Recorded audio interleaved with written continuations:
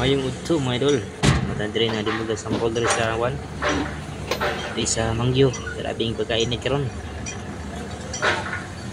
Kaya inainom tubig init kayo ang panahon. Araw-araw tayo nga dito. Sobrang init. Kaya uminom tayo ng tubig palagi. Ang ginawa namin dito mga idol, nagkanog ng sample. Sample dito sa pinibusan namin na Mormons na simbahan dito sa harap ng Jollibee ng CBG. Sako ba itong kugon.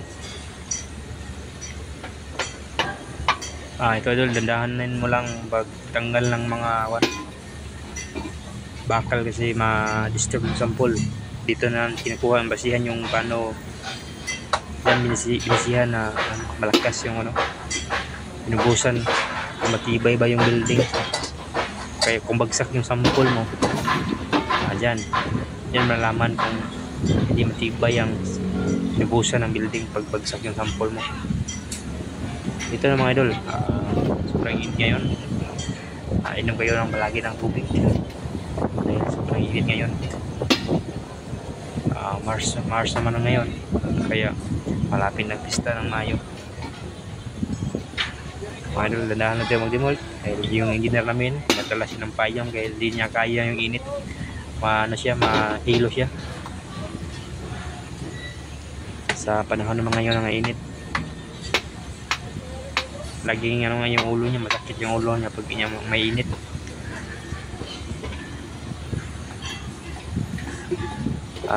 Tapos namin tanggalin itong idol, ibabad to sa tubig para makarelax yung sample.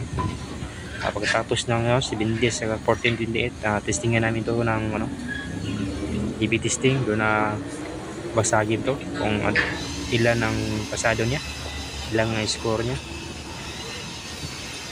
Makita namin sa inyo idol ang building na binubusan namin ng Mormons. Ito pala yung tatlong andanan ng building. Malaki itong ng building na, mataas na. Tatlong andanan, tapos nakabuhos na kami ng second floor. Tapos may isa pa kaming staff dito. Maganda dito idol, malapit yung simbahan ng Mormons. Yung iba nandun pa sa Dawis ka dito sa Mansasa yung nila Mormons, malaking simbahan doon. Dito tinayuan ng harap na dito. Punta dito ng puntang kugon. Ito yung building idol, pataas to nga building at sa mahaba.